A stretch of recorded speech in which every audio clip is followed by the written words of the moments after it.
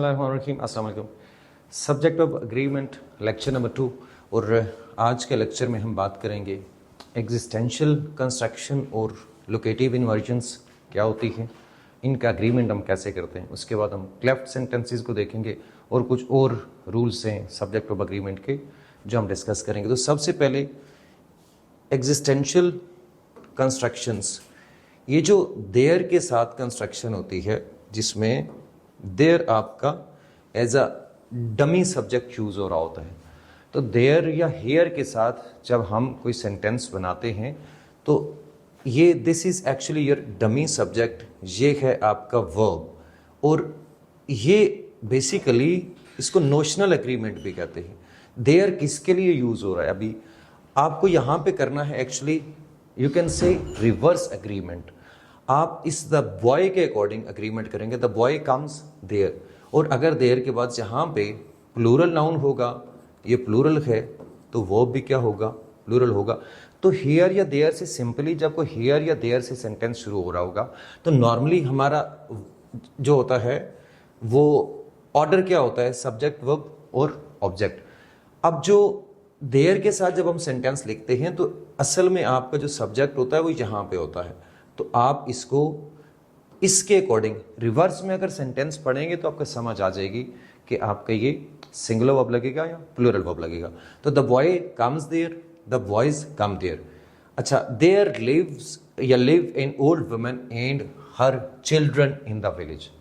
अब अगर आप इसको इस तरह से पढ़ेंगे तो आपको लगेगा there lives an old woman, तो आप इसको सिंगुलर कर देंगे, लेकिन ऐसा नहीं है। आपको ये पूरे का पूरा इधर पढ़ना है यहाँ से लेकर यहाँ तक, और इसको रिवर्स में एग्रीमेंट करिए। An old women and her children, ये है असल चीज। An old women and her children live होगा या लिव्स होगा, डेफिनेटली जब आप इस दोनों को कंबाइन करेंगे तो प्लूरल बन जाता है। सो लिव देयर होगा। There was were a teacher and 5 students, क्या होगा, अ टीचर एंड 5 स्टूडेंट्स। अब देखिए क्या बनेगा, वाज या वर देयर। इसी तरह से there was ever a teacher along with 5 students. अब इसको भी थोड़ा सा ध्यान करना है। अब जब आपका सब्जेक्ट बनता है अ टीचर अलॉन्ग विद से नॉन एसेंशियल आपकी नाउन फ्रेज शुरू होती है, सो अलॉन्ग विद 5 स्टूडेंट्स तो हम इग्नोर कर देंगे। इसको तो हमने पहले पढ़ा था पहले लेक्चर में कि कुछ फ्रेजेस ऐसी होती हैं जो नॉन एसेंशियल नाउन्स को या नाउन फ्रेजेस को इंट्रोड्यूस करवाती हैं, उनको हम इग्नोर कर देते हैं। तो अगेन ये क्या बन जाएगा, एक्चुअली इट्स अ टीचर, और फिर अगेन यहाँ पे वॉज होगा। अब हम नीचे देखते हैं, there comes my friend and my mentor. अब my friend and my mentor, जहाँ पे ये दो बंदे हैं। हमने पहले रूल में पढ़ा था कि अगर डिटर्मिनर 2 हैं तो that means there are 2 persons.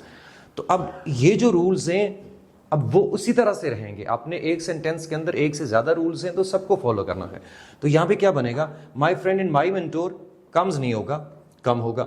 Across the river, अब ये वाला जो है आपका लोकेटिव इन्वर्जन्स कहते हैं इनको, यानी ये लोकेशन को शो कर रहे हैं और ये इन्वर्टेड सेंटेंसेस है, इनमें इन्वर्जन हुई हुई है। जब आप किसी प्रेपोजिशनल सेंटेंस के साथ आप इस तरह से कोई प्रेपोजिशनल फ्रेज के साथ आप एक सेंटेंस शुरू कर रहे हैं और उसके बाद आ रहा है आपका वर्ब और इधर ये आपका बेसिकली इन्वर्जन है, ये सब्जेक्ट है आपका। तो यहाँ पे आपको ध्यान करना है, अगेन ऐसे सेंटेंसेस के अंदर भी आपने रिवर्स एग्रीमेंट करना है। यानी आप कैसे बोलेंगे, रिवर्स एग्रीमेंट का मेरा मतलब ये है कि आप इधर से पढ़ना शुरू करिए।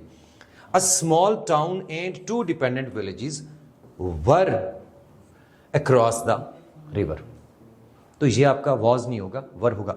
Under the tree was a were lying a small bag and 5 books, क्या होगा, a small bag and 5 books, were lying होगा। यहां से हम पढ़ेंगे तो हमारे लिए आसान हो जाएगा समझना। तो इसको रिवर्स में पढ़िए, it was were the boys.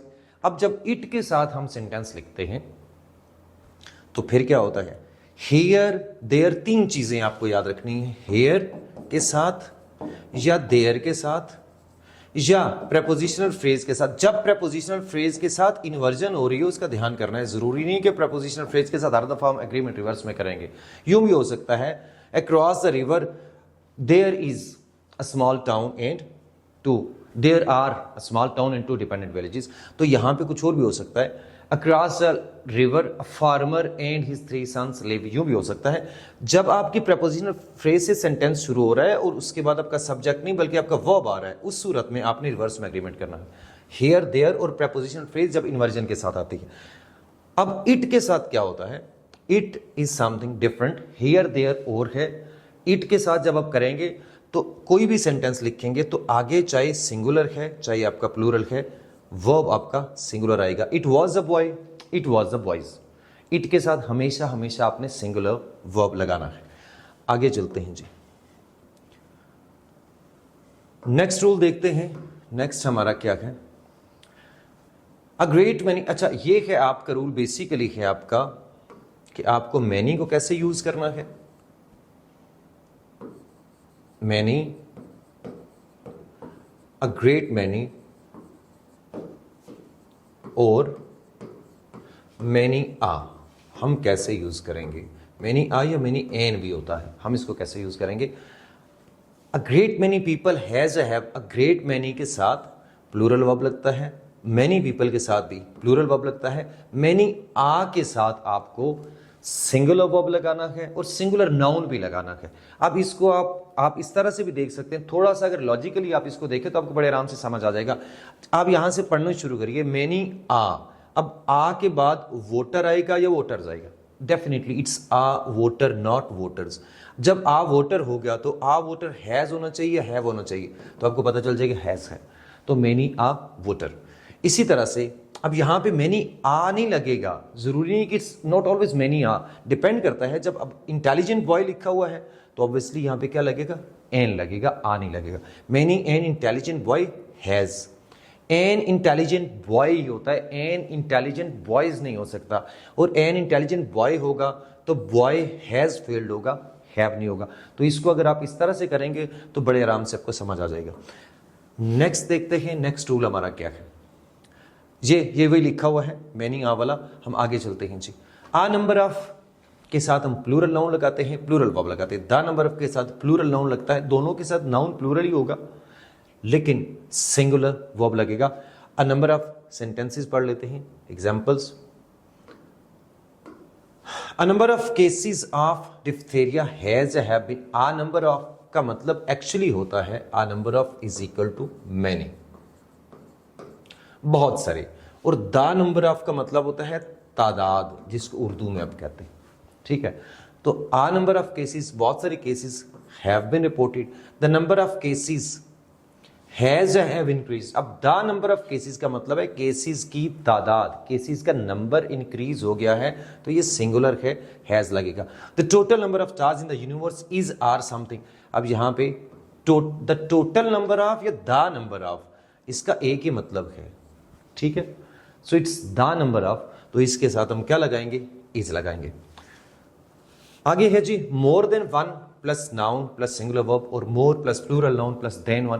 ये मोर देन वन के साथ भी दो तरह की कंस्ट्रक्शन है। इसको भी जरा लॉजिकली अगर हम देखेंगे, थोड़ा सा सेंस इस्तेमाल करेंगे, कॉमन सेंस, तो बड़े आराम से सॉल्व हो जाएगा। देखिए, मोर देन वन, अब वन के बाद हमें बुक लगाना चाहिए, बुक्स लगाना चाहिए। हम इस रूल को रट्टा नहीं लगाएंगे, हम इसको समझेंगे। वन बुक होगा या वन बुक्स होगा, डेफिनेटली इट्स वन बुक। और जब वन बुक हो गया तो वाज आना चाहिए, वर, तो डेफिनेटली वन बुक के साथ वाज आएगा। तो मोर देन वन बुक वाज। अब नीचे आइए, मोर के साथ बुक्स होगा या बुक होगा, डेफिनेटली जब हमने मोर लगाया तो बुक नहीं हो सकता, इट्स बुक्स। और मोर बुक्स जब लगाएंगे तो बुक्स के साथ वाज आना चाहिए, वर आना चाहिए, वर आना चाहिए। तो more books were, more than one book was. तो इस तरह से आपने करना है, more than one book was sold, more books than one were sold. दोनों का मीनिंग एक ही है कि एक से ज्यादा बुक्स सेल हुई, लेकिन इसको हमने, इसका जो स्ट्रक्चर है वो दो डिफरेंट तरह के हम यूज करते हैं, तो इनको आपने याद रखना है। ये मैनी आ वाला और मोर देन वन वाला, इसको अगर आप इस तरह से करेंगे जिस तरह से मैंने समझाया, तो आपको इसको रट्टा लगाने की जरूरत नहीं पड़ेगी। आगे देखते हैं, nothing but, no one but के साथ plural noun singular verb. No one या नथिंग बट के बाद आपका बेशक प्लूरल नाउन आ रहा हो, आपने उसके बाद वर्ब लगाना है सिंगुलर। किस तरह से देखिए जरा, नथिंग बट फॉरेस्ट्स अट्रैक्ट और अट्रैक्ट्स मी। अब जहां पे अगर आप पढ़ेंगे तो आपको लगेगा शायद यहां पे अट्रैक्ट आना चाहिए, लेकिन यहां पे अट्रैक्ट नहीं आएगा, अट्रैक्ट्स आएगा। आपने देखना है यहां पे सब्जेक्ट क्या है आपका, यहां पे आपका सब्जेक्ट है नथिंग। और हमें पता है कि कोई भी प्रोनाउन जो आपका इनडेफिनिट प्रोनाउन जो थिंग पे एंड होता है, जो बॉडी पे एंड होता है, जो वेयर पे एंड होता है, आप वो हमेशा उसके साथ हम क्या लगाते हैं, सिंगुलर वर्ब लगाते हैं। तो nothing attracts me but forests, ये सेंटेंस इस तरह से है।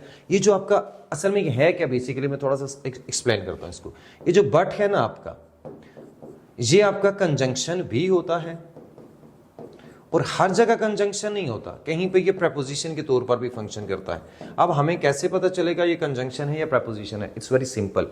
जब भी बट जो है this is equal to except, किसी जगह पे अगर बट को आप एक्सेप्ट से रिप्लेस कर सकें तो वो आपकी प्रेपोजिशन होती है, ठीक। तो प्रेपोजिशनल फ्रेज जो होती है उसका एग्रीमेंट से कोई लेना देना नहीं होता, उसको हम इग्नोर कर देते हैं। जैसे हम कहते हैं द लिस्ट ऑफ बुक्स, अब हम वाज कहेंगे या वर कहेंगे, ऑन द टेबल। अब क्या होगा, डेफिनेटली यहां पे हम वाज लगाएंगे, ऑफ बुक्स को हम इग्नोर करेंगे, हम लिस्ट को देखेंगे। तो ऐसे होता है। तो अब ये भी एक but forest is a prepositional phrase actually, but यहां पे कंजंक्शन नहीं है, प्रेपोजिशन है, क्योंकि नथिंग एक्सेप्ट फॉरेस्ट्स आप एक्सेप्ट से रिप्लेस कर सकते हैं। तो एक्सेप्ट से जब रिप्लेस कर सके तो बट आपका प्रेपोजिशन होता है। तो नथिंग अट्रैक्ट्स मी, सब्जेक्ट है आपका nothing. No one but her parents no you knows the truth, क्या होगा? अभी अगेन यहां पे इसी तरह से है, बट आपका प्रेपोजिशन है और ये प्रेपोजिशनल फ्रेज को हम इग्नोर करेंगे। No one knows the truth but her parents, इस तरह से है। No one knows the truth except her parents. तो नो वन बट के साथ या नथिंग बट के साथ आपने सिंगुलर वर्ब लगाना है और इसकी लॉजिक मैंने आपको समझा दिया। आगे चलते हैं, द प्लस एडजेक्टिव। अच्छा, एडजेक्टिव से पहले जब हम दा लगाते हैं तो ये क्लास को रिप्रेजेंट करता है। समटाइम्स ये किसी क्लास को रिप्रेजेंट करता है, क्लास मीन्स लोगों को रिप्रेजेंट करता है, अ ग्रुप ऑफ पीपल। और समटाइम्स ये किसी क्वालिटी को रिप्रेजेंट करने के लिए भी इस्तेमाल होता है। तो अगर the plus adjective if it represents a group of people या क्लास, तो इसके साथ प्लूरल वर्ब लगेगा। और अगर ये किसी क्वालिटी के लिए इस्तेमाल हुआ, एब्स्ट्रैक्ट क्वालिटी के लिए, तो उस सूरत में आप उसके साथ सिंगुलर वर्ब लगाएंगे। दोनों की एग्जांपल्स देख लीजिए। The humble are dear to Allah. The humble का मतलब है जहां पे हम्बल, ऑल हम्बल पीपल। तो ये आपका क्या बना, it's a group of people. So इसके साथ हम प्लूरल वर्ब लगाएंगे। तो जब भी the plus adjective, humble adjective है, जब आपका क्लास को रिप्रेजेंट करेगा, लोगों को रिप्रेजेंट करेगा, तो उस सूरत में इसके साथ प्लूरल लगेगा। The poor suffer the most. Again the poor आपका लोगों को रिप्रेजेंट करता है। द एजुकेटेड लोगों को रिप्रेजेंट करता है। The unknown fascinates the scientist. अब यहां पे द अननोन का मतलब अननोन पीपल नहीं है। द अननोन यहां पे किसके लिए इस्तेमाल हुआ है? लोगों के लिए इस्तेमाल नहीं हुआ, ये एक एब्स्ट्रैक्ट क्वालिटी के लिए इस्तेमाल हुआ है। The unknown means the thing which is unknown, actually ये मतलब है। तो कोई भी चीज जो अननोन है, तो अब इसके लिए फिर हम इसके साथ क्या लगाएंगे? फैसिनेट्स लगाएंगे, फैसिनेट नहीं लगाएंगे। द प्लस एडजेक्टिव जहां पे ये रिप्रेजेंट कर रहा है किसको? एक क्वालिटी को, और इसके साथ सिंगुलर वर्ब लगेगा। The good in people often outweighs the bad. अब द गुड का मतलब यहां पे अच्छे लोग नहीं है, द गुड का मतलब है अच्छाई, क्वालिटी। तो जब भी आपका द प्लस एडजेक्टिव किसी क्वालिटी को रिप्रेजेंट करता है तो हम इसके साथ क्या करते हैं? सिंगुलर वर्ब लगाते हैं। आउटवेज होगा, आउटवे नहीं होगा। आगे चलते हैं जी, next one, titles plural names of books, movies, companies. ये भी इंपॉर्टेंट पॉइंट है, इसको आपको याद रखना है कि कभी कभी ऐसे होता है कि किसी मूवी का टाइटल है, किसी बुक का टाइटल है, या किसी नॉवल की बात हो रही है और वो प्लूरल है, और हमें लगता है कि हमें इसके साथ प्लूरल वर्ब लगाना चाहिए, लेकिन ऐसा होता नहीं है। ये लास्ट ईयर भी एमडी कैट में आया हुआ था, वो तो बहुत आसान था। लाइक वो आई गेस यहाँ पे शायद लिखा हुआ हो, नहीं, हाँ ये लिखा हुआ पहला सेंटेंस, गलीवर्स ट्रेवल्स, ये आया हुआ था। गलीवर्स ट्रेवल्स तो आपको पता है कि एक बुक का नाम है, एक नॉवल है जोनाथन स्विफ्ट का। तो गलीवर्स ट्रेवल्स, अब हम इसको ट्रेवल्स को देख के हम वर नहीं करेंगे, वो आ जाएगा, because Gulliver's Travels is the name of a book. अच्छा, अब यहाँ पे तो आपको ये तो बुक, लेट सपोज आपको पता है 2-4 बुक्स के नाम पता होंगे आपको, जरूरी नहीं हर बुक का या हर मूवी का, हर नॉवल का, हर एक चीज का नाम आपको पता हो। तो कोई प्रॉपर नाउन कोई ऐसा भी हो सकता है जिसका नाम आपको नहीं पता, आपको कैसे पता चलेगा कि ये प्रॉपर नाउन है या ये प्लूरल है?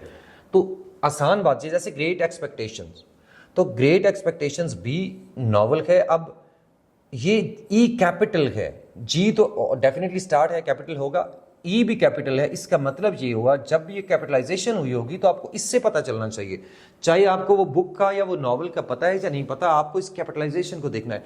द एवेंजर्स, अब ये कैपिटल है। Has a have entertain millions, क्या होगा? अब हैज होगा, हैव नहीं होगा, ठीक है। Stars wars is are owned by Disney, क्या होगा? अब स्टार्स वॉर्स, यहां पे वॉर्स है लेकिन डब्ल्यू कैपिटल है, दैट मीन्स ये क्या है?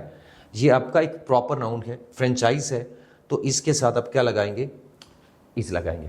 तो कोई भी टाइटल अगर किसी मूवी का है, किसी बुक का है, किसी फ्रेंचाइज का है, किसी ऑर्गेनाइजेशन का है, बेशक उसका प्लूरल नाम भी होगा, उसके साथ वर्ब लगेगा सिंगुलर। और आपने ये ध्यान करना है, आपको पता कैसे चलेगा कि ये किसी चीज का टाइटल है? आपको कैपिटलाइजेशन से पता चलेगा। नेक्स्ट देखते हैं जी, नेक्स्ट रूल क्या? फ्रेज या क्लॉज को जब एज अ सब्जेक्ट हम यूज करते हैं तो आमतौर पर उसके साथ सिंगुलर वर्ब लगता है। समटाइम पूरी एक फ्रेज को या पूरी क्लॉज को हम सब्जेक्ट के तौर पर यूज करते हैं। कैसे? Reading a number of books have change his personality. अब यहां पे क्या है? यहां पे बुक्स सब्जेक्ट नहीं है, ये पूरे का पूरा सब्जेक्ट है। ये पूरी क्लॉज जो है, ये पूरी फ्रेज है, सॉरी, ये पूरी फ्रेज, और कौन सी फ्रेज है? जेरेंट फ्रेज है। ये पूरी फ्रेज आपकी सब्जेक्ट के तौर पर यूज हो रही है। What has a have change his personality, reading a number of books. तो जब ये पूरी फ्रेज है तो हम इसके साथ सिंगुलर वर्ब लगाएंगे। रनिंग 5 miles a day, तो अब 5 miles भी नहीं है, रनिंग या डे एक नहीं है, ये सारे की सारी फ्रेज आपकी सब्जेक्ट है, सब्जेक्ट के तौर पर यूज हो रही है, तो इसके साथ सिंगुलर वर्ब लगेगा। Writing novels and painting forest, अब यहां देखिए ये थोड़ा सा डिफरेंट बात है। राइटिंग नॉवेल्स एक है, एक फ्रेज, पेंटिंग फॉरेस्ट ये दूसरी फ्रेज है। दो जेरेंट फ्रेजेस हैं, तो जब दो फ्रेजेस हैं तो डेफिनेटली वो फिर दो हो जाएंगी, इज नहीं होगा, आर हिज हॉबीज है। यहां पे एक फ्रेज जब एज अ सब्जेक्ट होगी तो फिर सिंगुलर वर्ब लगेगा। What you think is what you become, अब ये आपका व्हाट यू थिंक आपकी पूरी क्लॉज है जो एज अ सब्जेक्ट यूज हो रही है, singular verb. What he says in what he does, अब यहां पे क्या है? अब ये दो क्लॉजेज हैं। व्हाट ही सेज एक क्लॉज है, व्हाट ही डज दूसरी क्लॉज है, एंड के साथ ज्वाइन हुई हुई है। तो दो एंड के साथ जब सिंगुलर सब्जेक्ट ज्वाइन हो तो हम इसके साथ प्लूरल वर्ब लगाते हैं। तो क्या बनेगा? जहां पे आर ही आएगा, यहां इज नहीं आएगा, एक क्लॉज नहीं है। What you eat and how you exercise, अब क्या होगा यहां पे? Again there are two clauses, एक व्हाट यू ईट है, सेकेंड है how you exercise, and these are two different things. दो चीजों को एंड से ज्वाइन किया है और ये दो डिफरेंट चीजें हैं, तो इसके साथ हम क्या लगाएंगे? इफेक्ट्स नहीं होगा, इफेक्ट होगा। तो ये ध्यान करना है, एक क्लॉज एक phrase as a subject use हो रही है तो उसके साथ सिंगुलर वर्ब। बट अगर दो फ्रेजेस ज्वाइन हुई है एंड के साथ, या दो क्लॉजेस ज्वाइन हुई है एंड के साथ, तो वो डेफिनेटली आपका प्लूरल सब्जेक्ट बनता है। तो उसके साथ आगे आपने प्लूरल वर्ब लगाना है। नेक्स्ट देखते हैं जी, द मेजॉरिटी कैसे यूज करते हैं? आ मेजॉरिटी और मेजॉरिटी ऑफ, ये थोड़ा सा ये भी कंफ्यूजिंग है, इसको देखिए जरा। द या आ मेजॉरिटी या आ वास्ट मेजॉरिटी, ये मैंने लिख दिया है इसको शॉर्ट करके। द मेजॉरिटी हो या आ मेजॉरिटी या अ वास्ट या ह्यूज मेजॉरिटी, स्टैंड अलोन का मतलब है जब इसके साथ आप मजीद कोई चीज नहीं लिख रहे हैं, सिंपली आपका ये अनस्पेसिफाइड है, अनस्पेसिफाइड मेजॉरिटी भी आप इसको कह सकते हैं। तो इसके साथ और कुछ भी नहीं है, तो इसके साथ हम लगाते हैं सिंगुलर वर्ब, और कोई डिटेल्स इसके साथ नहीं है। The majority, a huge majority, a vast majority, जब भी इस तरह से आप यूज करेंगे तो इसके साथ सिंगुलर वर्ब लगेगा। द मेजॉरिटी विन्स होगा, विन नहीं होगा। द मेजॉरिटी फेवर्स रिफॉर्म्स होगा। अ वास्ट या huge majority supports this law, and 80% majority support होगा या सपोर्ट्स होगा। जो स्पेसिफाइड मेजॉरिटी होती है ये स्पेसिफाइड है, 80% हमने स्पेसिफाई कर दिया, 70% 80% मेजॉरिटी। तो इस सूरत में आप दोनों वर्ब्स लगा सकते हैं। आप सिंगुलर लगाएंगे तब भी ठीक है, आप प्लूरल लगाएंगे तब भी ठीक है। सो आपके अपने ऊपर है कि आप किस कॉन्टेक्स्ट में बात कर रहे हैं। आप इंडिविजुअल मेंबर्स की बात कर रहे हैं, वोटर्स की बात कर रहे हैं, या आप एज ए ग्रुप 1 यूनिट की बात कर रहे हैं, तो ये दोनों सही हैं स्पेसिफाइड मेजॉरिटी के लिए। बट इस तरह से जब मेजॉरिटी दी है, स्टैंड अलोन मेजॉरिटी, आप उसके साथ सिंगुलर वर्ब लगाइए। अब आगे है द मेजॉरिटी ऑफ, जब भी द मेजॉरिटी ऑफ के बाद प्लूरल नाउन आएगा, और हमेशा अक्सर ये प्लूरल नाउन ही आता है, तो इसके साथ प्लूरल वर्ब लगता है। जैसे आपका है the majority of voters have voted for us, क्या होगा? अब ये वोटर्स के अकॉर्डिंग देखेंगे हम क्या लगाएंगे, हैव लगाएंगे। लेकिन एक और पॉइंट बड़ा इंपॉर्टेंट है, द मेजॉरिटी ऑफ के बाद कभी कलेक्टिव नाउन भी आ जाता है, उस वक्त क्या होगा? The majority of the team is या आर वेयरिंग ब्लैक बेल्ट्स। अब ये आपने नहीं समझना, इस तरह का अगर आप समझेंगे ना, इस तरह के कॉन्सेप्ट्स आपके डेवलप होंगे कि द मेजॉरिटी ऑफ वोटर्स है तो वोटर्स के साथ हैव लगेगा, टीम है ये सिंगुलर, इसके साथ इज लगेगा, तो ये गलत हो जाएगा। ऐसे नहीं है, आपने कॉन्सेप्ट समझना है। ये क्या प्लूरल नाउन, मेजॉरिटी ऑफ के बाद दो नाउन्स आ सकते हैं, या प्लूरल नाउन आएगा या कलेक्टिव नाउन आएगा। मेजॉरिटी ऑफ टीम हो सकता है, क्लास हो सकता है, फैमिली हो सकता है, कोई भी कलेक्टिव नाउन आपका मेजॉरिटी ऑफ के बाद आ सकता है। अगर तो प्लूरल नाउन आया फिर तो ठीक है, फिर तो प्लूरल वर्ब लगेगा। लेकिन अगर कलेक्टिव नाउन आता है देन आपने ये देखना है, इसका होगा नोशनल एग्रीमेंट। यानी नोशनल एग्रीमेंट का मतलब है आपने मीनिंग पे जाना है, हम टीम को किस तरह से डिवाइड कर रहे हैं। जो बेसिक रूल है कलेक्टिव नाउन्स का, आप उस पे चले जाएंगे। कभी टीम सिंगुलर होती है, कभी प्लूरल होती है। अब अगर हम बात कर रहे हैं wearing black bands, black bands पहने हुए अपनी रिस्ट के ऊपर, तो अब आपने ये देखना है क्या ये एक कलेक्टिव एक्शन है या इंडिविजुअल एक्शन है। तो wearing band itself is an individual action which divides the team into its players. Like her player ने अपना अपना बैंड पहनना है, अपनी अपनी कैप पहनी है, अपनी शर्ट पहनी है। तो कैप पहनने की बात हो, शर्ट की बात हो, बैंड्स की बात हो, तो टीम खुद ब खुद ऐसे कॉन्टेक्स्ट में डिवाइड हो जाती है। तो चाहे आप मेजॉरिटी ऑफ लगा रहे हो या आप वैसे बात कर रहे हो एज अ कलेक्टिव नाउन, तो टीम के साथ उस सूरत में आप प्लूरल नाउन लगाएंगे। So the majority of the team is नहीं होगा, जहां पे आर वेयरिंग ब्लैक बैंड्स होगा।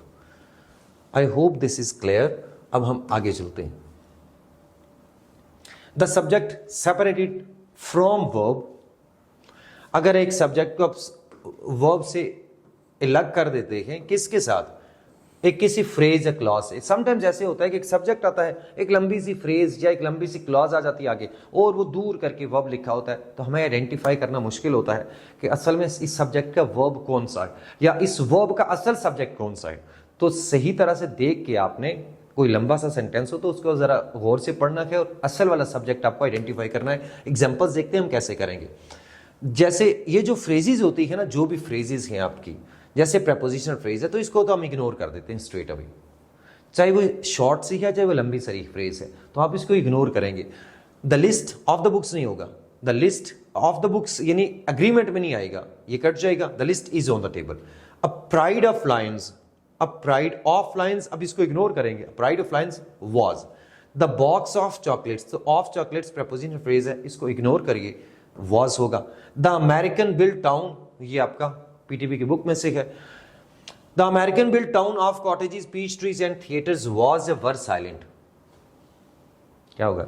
अब यहां से ऑफ से ये जो फ्रेज शुरू हो रही है ना, ये सारी की सारी, जिसके अंदर तीन नाउन्स आ रहे हैं, थिएटर्स है, पीच ट्रीज है, कॉटेजेस है, इस सब को आप इग्नोर कर देंगे। क्या होगा? The American built town was silent. The evidence that includes hundreds of testimonials from the witnesses support the claim, क्या होगा? ये सेंटेंस सही है या गलत है? अब देखिए यहां पे वर्ब आपका यहां पे है सपोर्ट, ठीक है।